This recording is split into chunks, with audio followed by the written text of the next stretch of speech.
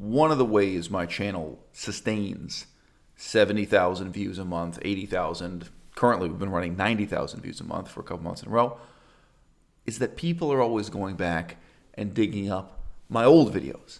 Sometimes, yes, to embarrass, shame, and humiliate me. In this case, I got a letter from the audience from someone who was watching news stories about the United States of America and their plans to raise the minimum wage. And they went and looked at my back catalog of videos discussing the question of the advantages and disadvantages of a $15 an hour minimum wage in the United States of America. He writes in and saying, it was fascinating to rewatch my old videos on this topic. Are you saying that Western society, in a way, exports its poverty to other countries? Question mark. Continue the quotation here. That it should seek to distance itself from importing exploitative goods as it has with China and other developing countries? Question mark. Now, the very next sentence is also interesting because the next thing he says is, quote, I guess that's a given. Close quote. There are two very interesting issues being raised by this question. One is minimum wage itself, and the other is autarky. This is autarky spelled with a K. We have two words that sound exactly the same in English with completely different meanings and a slight difference in spelling, right? Autarky, the idea that a country, that a national government should pursue self-sufficiency and should cut itself off from what we would now call globalization, international market, international trade in goods. This idea has come up again and again. When I was a child, it was still popular on the left, and it was practiced in some of those moderate socialist countries that were complete and utter disasters and that never get discussed in the same way that communist China, North Korea, or Stalin's USSR get discussed. This is always the bitter irony of people saying, oh, learn the lessons of history. Have you read much about the history of Jamaica? There's history all over. I'm not being ironic at all. I'm not being facetious. You have a lot to learn from the history of Jamaica. Everyone's ignoring it.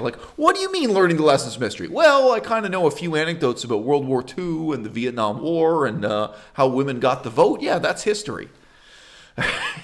The omissions, right, are even more significant than the inclusions when we construct this notion of history and the lessons of history. When people are preaching that we learn the lessons of history, what they're normally asking us to do is disregard about 90% of the world's history and focus on just a few carefully selected propaganda lessons drawn from the history of the world. Right next door to China is a country called Myanmar. In Myanmar, they had state socialism, not communism, and they openly said that the path they were pursuing was not communism. But they were influenced by Karl Marx and Marxism, and among the policies they embraced was autarky. Now, totally non-socialist, non-communist country that also played games with this notion was Australia, right? Australia had the idea, obviously at least in part a result of World War I, World War II, and the Cold War, that they should make up a whole list of goods that they should achieve self-sufficiency in, like cotton. Oh, what a great idea. We should just grow all our own cotton. We shouldn't export cotton from Egypt, right? Both in Myanmar and in Australia, in very different ways, these policies were disasters. And they were disasters of a kind that's easily ignored, right? Now, what do I mean? Well, what happened under Stalin in Russia, what happened under Mao Zedong in China, or on a smaller scale, it's actually an interesting contrast to Myanmar, the incredibly violent history of communism in Cambodia. Those things are hard to ignore. There's a museum in the middle of Phnom Penh, capital city of Cambodia, to the disaster that was communism in Cambodia. And every year, huge numbers of tourists and also huge numbers of local people, school children, go to this museum and learn about how terrible communism was in Cambodia.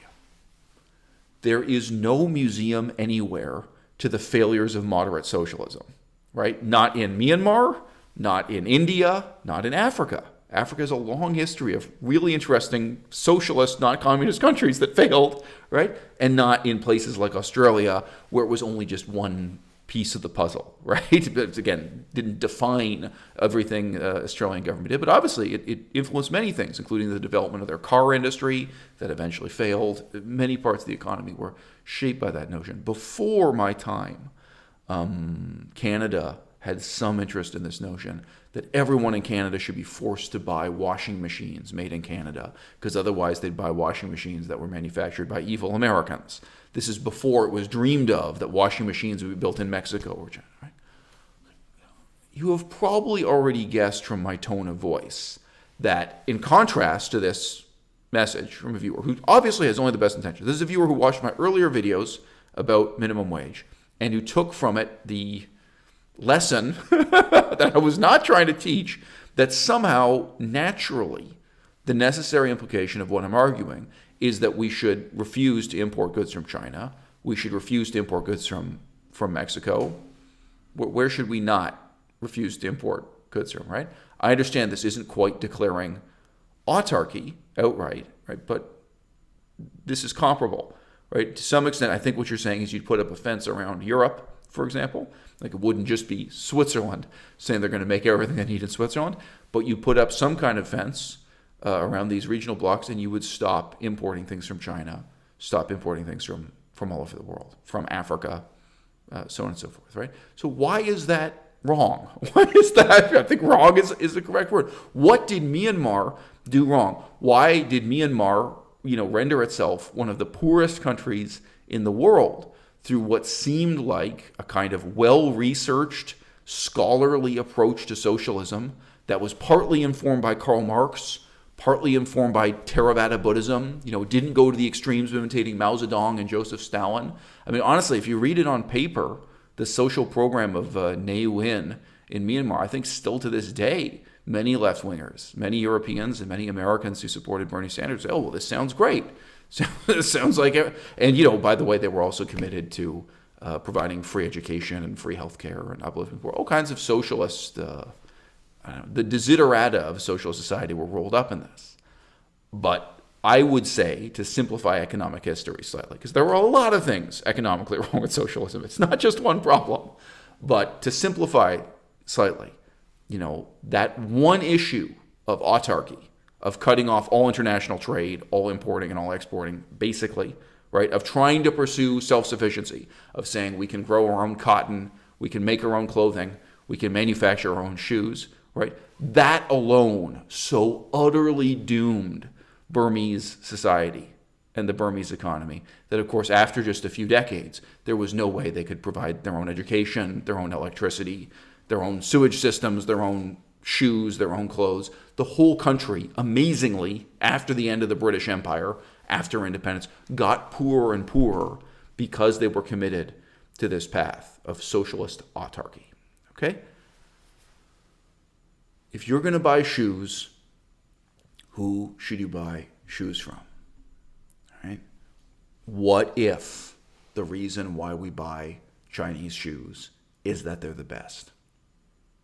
What if China is the best country in the world in making shoes? Right? And it's not just price, right? Price, quality, all things considered. If China is the greatest country in the world in manufacturing shoes, why should we not buy our shoes from them? Right? And what happens when you decide, for political reasons, that you're going to refuse to buy shoes from China? Now,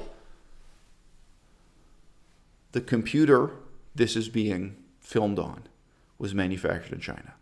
The video camera attached to the computer was manufactured in China. The microphone is from China. The lamp is from China. I was going to say the bench I'm sitting on is from China. Not sure. Maybe Indonesia. I live in Canada, but even the wood products in this room were not made in Canada. Were not imported from Canada. They're from abroad. So it is not as simple as saying, oh, well, we should just embrace the ethic or ethos of importing whatever is the best because it is the best. No. There's a huge fundamental problem here, which, as I've already pointed out in earlier videos, doesn't just have to do with minimum wage, but has to do with maximum wage also. What you need is for different countries, different cities, different communities, different neighborhoods to compete to see who is the best at making shoes, right? In terms of some kind of meaningful competitive advantage, and not just in terms of who has the worst labor regulations, who has the lowest wages, who has the worst controls in terms of law and order for everything from pollution, so-called economic externalities like water pollution or how much water you can use up.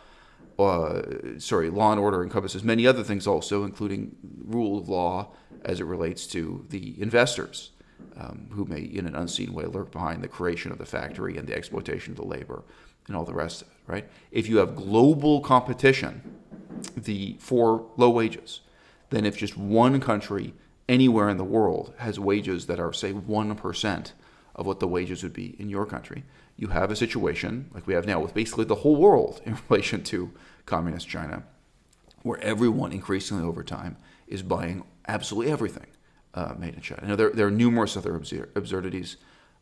People in California cross the border to Mexico to get dental work done because dentists are paid so much less in Mexico, right? Obviously, in some sense, the value of a dentist performing the same dental surgery on you in California and the value of that service in Mexico, it should be the same, or it should only differ in price by 10%, 20%, 50%. We shouldn't be having these dramatic differences in wages, all right? So, are these just two mutually incompatible ideals that can never be realized in the real world? No. It's incredibly easy to harmonize these ideals, and I think that's part of why, I personally feel uncomfortable talking about this problem. Because this is one of those cases where the solution is very easy to talk about, and the problem is actually quite complex. It's quite difficult to say anything meaningful about the problem itself, right? What is the solution? Globalized minimum wage. Period. You need a globally harmonized minimum wage, and you need to have all of the countries that agree to be part of that bloc to meet whatever that minimum wage is, agree that they're going to have some kind of trade sanctions against the people that are outside of the bloc. You can have a very simple set of excise, import duties and fees, so that if you're importing something from a country where they pay their citizens half the wages your country pays its own citizens, where you're doubling the price of it at the border. Of course, you can fill in the blanks for how you exactly want to do the math. You can think through the details. So the solution is incredibly simple. And the solution is easy to preach because it's good for all of the participants. You get to say to people in Mexico, hey, when you work in a factory manufacturing a car, you deserve to be paid the same amount as a white American working in a factory doing the same work to manufacture the same car. And indeed, you can say to the Mexican dentists, you deserve to be paid the same amount for doing this dental operation as an American dentist would be paid. Like, we can't have a kind of genetic bias, like as if because you're born in Mexico, you should be paid less to do this work than America. That's fundamentally unjust. That's fundamentally unfair. So it's easy to see how you can mobilize the Mexicans to ask for this higher wage. And you can turn to the people of Detroit, people within the United States of America, and say, look, you should be able to compete to see who can make the best car, not on the basis of who can pay their workers the least, but who really has an advantage, who is really making the best pair of shoes, who is really making the best car, not who is grinding down their employees to the lowest possible standard. So I'll continue just reading this question. So this is interesting, though, because I feel like the ghost of autarky is kind of haunting this discourse. And, as stupid as the idea of autarky is, it is fundamentally stupid to think that Australia can farm cotton better than Egypt. It is stupid to think that Australia would be better at making cotton and clothing than India or Bangladesh. There is just no reason to think that, okay? And I remember I was giving advice to members of the government in Laos. This is in Southeast Asia. Laos is a small country just north of Cambodia. They were talking about competing against the Chinese in making China, i.e. in making porcelain, that in English language we call China, the type of white porcelain China is famous for. I was sitting there saying to them, China is the best in the world at this. Okay? You are never going to be able to make China cheaper than China. You are never going to be able to make it at a higher quality than China. What you people need to do is find something that you are the greatest in the world at. You know, you're not going to make better tea than China, and you're not going to make better teacups either. And I just mentioned, I mean, these people were Communist Party officials, but they were really receptive to this. Nobody had ever talked to them that way before. They were all people who'd grown up studying Karl Marx, you know, and so they had some education in economics, but to have someone say to them, look, this is not the way economics works. Like you trying to imitate China, or even trying to close your border, like to force your own population to buy teacups made in Laos instead of teacups. All right, and it's subtle, but in that way, step by step, throughout the whole economy, right, autarky destroys your economy, and a lot of it has long-term implications. I remember seeing an interview with an entrepreneur in India, and he'd gone on to become incredibly successful. And he was asked about how things had changed, I think in the 70s, 80s, and 90s in India. I don't think he was old enough to remember the 1960s. And he said, oh, it was hell. He said the government of India tried to force us to use all computers and all computer parts made within India. And he said for the basic things in his business, and he had to fill out all these forms and go to the mayor's office and go to problem. He had to deal with all these government officials just to get an exception handed to him so that he could import a computer from Japan to do basic things in his business. This was a huge fight because the government at that time had this agenda for autarky, for so-called self-reliance, right? And nobody's thinking about what's lost. Because even if today you think, oh, well, in the short term, you know, it's better for India if we force them to buy computers made within India. No. What's best for India is that if people use the greatest computers made anywhere in the world, if they're able to import and use the best computers from Japan simply because they are the best. And by using those computers, you will create a whole new generation of people in India who have the know-how and the savvy in terms of computer programming, both hardware and software, to go on to create, you know, the next generation of computer technology can then happen in India. But if you don't, if you cut them off from that, right, you're stuck. You're perpetually behind. You're cut off from those developments. So it's not obvious. Like, what is the point? What is the point of allowing me to import this computer and this camera and this lamp from China, right? But you have to kind of think of it in terms of full life cycle analysis. All right, the disadvantages, the way in which protectionism and autarky, the most extreme form of protectionism, the way in which that kind of corrodes society at every level and every stage, right? Oh, well, now I can't get shoes made in China anymore. Like if you're living in a country like Myanmar or you're living in a country like Canada, suddenly I have shoes at a dramatically lower quality at a dramatically higher price. Somebody's got to fix the plumbing. Oh, well, we can't get pipes made in China anymore, nor can we get them made in Germany, the United States. Oh, we can only use locally made pipes to fix the plumbing. Like, oh, we can't get computers from Japan anymore. Step by step, you know, repairing the plumbing becomes incredibly expensive and incredibly low quality. The growing of cotton in Australia becomes an environmental disaster and a disaster in terms of the waste of taxpayers' dollars, right? Step by step, these things really can corrode your society in a way that most people, well, put it this way, in a way that's not obvious if you read those Burmese propaganda pamphlets that were describing the path forward to socialism and what their justification was for autarky, coming out of the background, I mean, as almost everyone in the world did, coming out of the background of the experience of World War II, and just thinking about independence and self-reliance as very positive things. It's hard to see the harm that's done. By the way, the genesis of this whole train of thought in politics and political science is by Bernard Mandeville, a book that is curiously titled The Fable of the Bees. That is really the beginning of capitalist liberalism as a political philosophy, believe it or not. That is step one. And as the title indicates, it's told with a kind of playful fable, even though it's making a deadly serious point. That, as he puts it, private vices are in fact public virtues. When you look at society economically, things that we think are virtues are vices, and things that we think are vices are virtues. All right. So he says, repeating part of this, we're going to finish this comment, quote, "Are you saying that Western society in a way exports its poverty to other countries?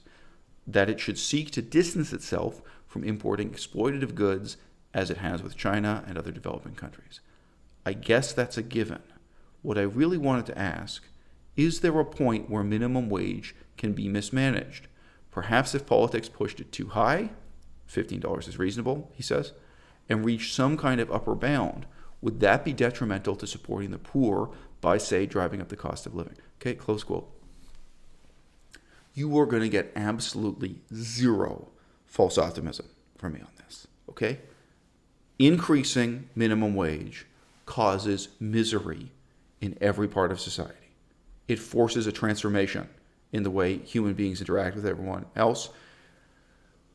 You stop having a society of waitresses at small coffee shops who have plenty of time to talk to you, and you start having a society where all restaurants are organized like Chipotle, where the customers stand in line like they're queued up at a prison to have the food put onto a tray with a ladle, right?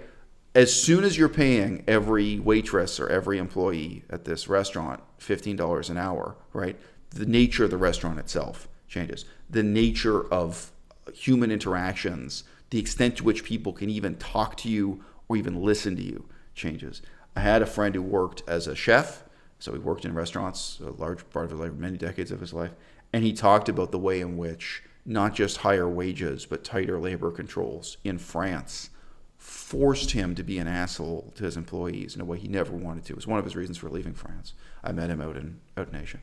But, he said he hated the fact that he couldn't let his employees go outside and smoke a cigarette. And he couldn't let them talk on the phone for 15 minutes with their girlfriend or something, because they were at a point where they were being paid so much per hour. There were all these labor regulations. And it's like, man, I need you to be rolling this dough. I need you to be making these croissants. I need to get every minute out of you because I'm paying you so much, under these conditions. So yeah, there is a great deal of misery in all of your human interactions. Something else. I remember seeing an interview with a small business owner. He was in steel. It's not really West, some kind of steel contractor. And he was talking about the fact that he could not employ a secretary. He could not employ a human being to answer the phone and take orders and just deal with a few things in the office. And that his type of business, he had to go out and physically visit clients and show them the different grades of metal. Apparently, I believe it. I'm not rolling my eyes, but it's just, apparently there was a lot of going to the site. There was a lot of actually dealing with people. And he said he can't leave the office to do that because he can't employ a secretary. But the cost of employing just one person to answer the phones was now so high where he was living that he couldn't do it. All right. So your business changes. The nature of employment, the way we live together in society changes. I remember too, I'm pro minimum wage. Don't get me wrong. When I was a kid, the school employed people to just stand around and do nothing. There was someone who stood by the intersection, as a crossing guard, and there were two people standing in the playground. Or I can remember people being employed to do nothing. Sorry, a lot of public spaces. We get into one of the ones you still see movies making jokes about is having a bathroom attendant. You employ someone at a restaurant or gentleman's club to just stand there at the back. This is not my ideal. It's not my society. And the last time we went into a department store to buy a shirt, actually, I took you to buy this shirt. Now that I think about it, buy this white shirt. I pointed out it would be easier to shoplift than to buy something because it's such a huge store and they have so few employees now. We're walking around trying to find someone we can pay or someone we can ask, where do we pay? It's you have a huge floor, and each floor there's one employee, right, for the whole store. And there's no one else. Why? There are security cameras in theory, right? But so where the number of staff gets cut down. Many times we've gone grocery shopping and I don't want to use a credit card. I want to pay in cash. Enormous. So I'm remembering this in the States, going to Kroger. It's a famous grocery store in the States. There's a huge, it's the size of a town. It's enormous. Really, it's absolutely enormous, this grocery store. And you get to the front and there's nobody. There's not even one person employed to stand there and take your money.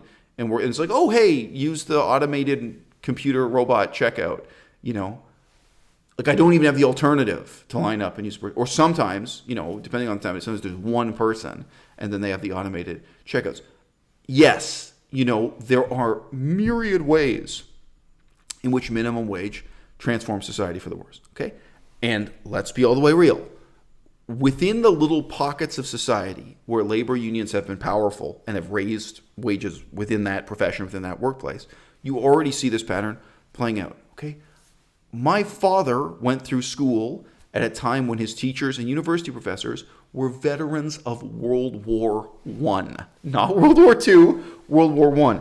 And there were people who had time in that education system to literally hold his hand and talk. My father was a disadvantaged kid from a single parent home, a single mom in a steelworking town, born and raised poor, and he had different disadvantages. And there were these people who coddled him and encouraged him and told him he could go to Harvard University one day if he worked hard, and he did. There were people who really spent time sitting and talking with him. If you've been watching my channel for some time, I paid thousands and thousands of dollars to study Chinese at the University of Victoria, and nobody ever talked to me, right? Language, you're learning Chinese language. You need someone to sit and talk with you and practice language. Nope. And my first year, the only time I spoke, so this is 1 year of university education. A year does not mean 12 months in the Canadian system. It's a year with quotation marks, right? The first year, the only time I spoke was on the final oral exam. What kind of system of education is this for learning languages, right? But I get it. I mean, each one of these people is being paid $100,000. You have a whole university system where the wages are really high. And, you can look it up. But I mean, the actual wages for even sessional lecturers or whatever, they're listed for UVic, for each university. You can look it up on the internet, what the labor unions agreement is, how much they've been paid. But guess who suffers? Yes, ultimately, students do suffer because they're not being taught. They're faced at the time. So there are incredibly serious disadvantages to having a high minimum wage. There are incredibly serious disadvantages to having minimum wage at all. Hong Kong, when I was there was no minimum wage. And they had restaurants, they had banquet hall restaurants, right? I doubt this exists in Hong Kong anymore because now they do have a minimum wage. But it definitely never existed in Canada. They have a huge, huge room. It's like a football field. Just one huge room with big circular tables throughout the whole thing. And everywhere, basically in between every two tables. So each table could have 6 people at it or 8 people, but could just have 4 people or 2 people at it, right? They're circular tables. Between every 2 tables, there'd be a woman, normally a good-looking woman in a skirt, standing with her hands folded in front of her, doing nothing. Her job is to stand there, right? They were paid incredibly little, right? This is the society without minimum wage. And they're stood there just so that any given time, someone sitting at one of the tables, oh, hey, can they just put up their hands and ask for something? They'll go off and tell the chef, whatever it is. They're a permanently, this was a banquet hall. This was normal in Hong Kong, right? Okay, you have $15 an hour minimum wage. You can't pay people to stand there doing nothing. You reorganize everything. You start being more like the Japanese and having a little intercom system where you press a button on the table. Things change, all right? And obviously, you're talking about education, talking about childcare, talking about, whether it's babysitting or, talking about old folks' homes.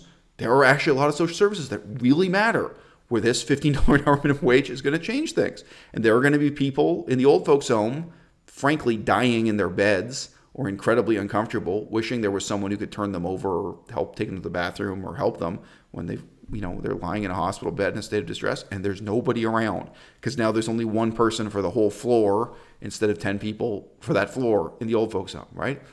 Yeah, education is the part of the system I feel most because it's what I'm involved in, but many other social services, they will be eroded by this, okay? Yes.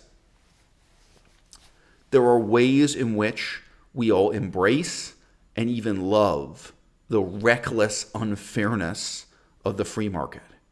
I mean, a whole bunch of people this year got rich off of Bitcoin. I think Bitcoin's a complete scam. I even think it's somewhat immoral. But we don't feel it's an injustice that some people took that risk and got rich off of Bitcoin. And if they got rich off of Bitcoin, it didn't make me any poorer, right? The story of the century is all these people who got rich off of the GameStop short squeeze transaction, for one of term. A lot of people played this particular stock in the stock market. Maybe someone's watching this video 10 years from now and they've forgotten this. Google it, fascinating footnote in history, right? Some people got fantastically wealthy by buying this stock in the stock market. It's totally unfair. It's totally ridiculous, right? But it's not making me any poorer if you got rich by taking this risk, taking this gamble, right? When we get into these questions of minimum wage and maximum wage, we're talking about that much harder part of politics and political economy in the truest sense of the word, right? Yes, one person is going to get rich and another person is going to get poorer. A whole lot of restaurants that are traditional diners are going to have to shut down and renovate and reopen to look more like Taco Bell, right? To look more like McDonald's, where they just have two people at a counter and they don't have table service. A lot of things are going to have to change, okay? And of course, one of the most obvious ones is, factories. This has even happened in communist China on a massive scale. The number of people employed in manufacturing circuit boards gets smaller and smaller, but the amount the remaining people are paid gets more and more, right? You have more automated, more streamlined process, whereas before there were a large number of unskilled workers just physically placing the chips on the circuit board and the PCB. And you get fewer and fewer people, more advanced machinery, etc., right? But those fewer people are earning a better rate. These, throughout your whole society, this kind of transformation is ongoing. And yeah, there are winners and losers. And guess what? The number of losers is far greater than the number of winners. Okay? But there are some things in politics and economics that are unfair, that we correctly perceive as an injustice, that needs to be redressed, that needs to be fixed. Okay? The fact that a dentist in California is paid so much more than a dentist in Mexico to do exactly the same operation is an injustice. It is an absurdity, and it is even economically irrational. It's bad and evil and wrong. It's bad for the United States of America, and it's bad for Mexico. The fact that there were factories, and yes, I remember reading a case study of a particular factory that literally did this. There were factories that were disassembled in Detroit, transported piece by piece to Mexico, and reassembled in Mexico. The same machinery, not the same bricks, but the actual metal components of the machinery were reassembled. And they started producing these in Mexico just because the wages in Mexico were so much lower. It's bad and evil and wrong. It's unjust, and it's economically irrational. It's bad for the people of Detroit. It's bad for the people of the United States of America, but it's also bad for the Mexicans. All right? If we regard the continent as one unit, you can say, hey, there are first-class citizens and there are second-class citizens here. It's almost like a form of economic racism, right? Oh, yeah, some people, when they do this job in the factory, get paid $15 an hour, and some people get paid $1 an hour to do exactly the same job in the same factory. In that particular case, it was literally the same machinery and the same process, whether it is a dentist or whether it's an auto worker or whether it's a farmer, right? We have this fundamental sense of justice that each man deserves the fruits of his labor, right? But what that means is very much subject to supply and demand. We have an ideal of what the market should be. It should be that whoever makes the best pair of shoes wins. And you know what? China is the best at making certain kinds of shoes, and Italy is the best at making others. Some of you know what I'm talking about, some of you have no idea. Right? Italy is still the best for making certain kinds of shoes, certain kinds of purses, right? Taiwan makes the best bicycles, both in terms of price and quality. Taiwan makes the best bicycles everywhere in the world. And you know who the competition is? Italy. Italy still makes bicycles, right? Paying a much higher wage. Why? Because they're the best. Okay? We have a sense of what is just and what is right and how the market ought to work. But we know it never can work with this fundamental injustice, this fundamental irrationality of having a $15 an hour minimum wage in one country and a 50-cent minimum wage or a $1 minimum wage in another, sometimes, as in the case of the United States and Mexico, even when they are right next door.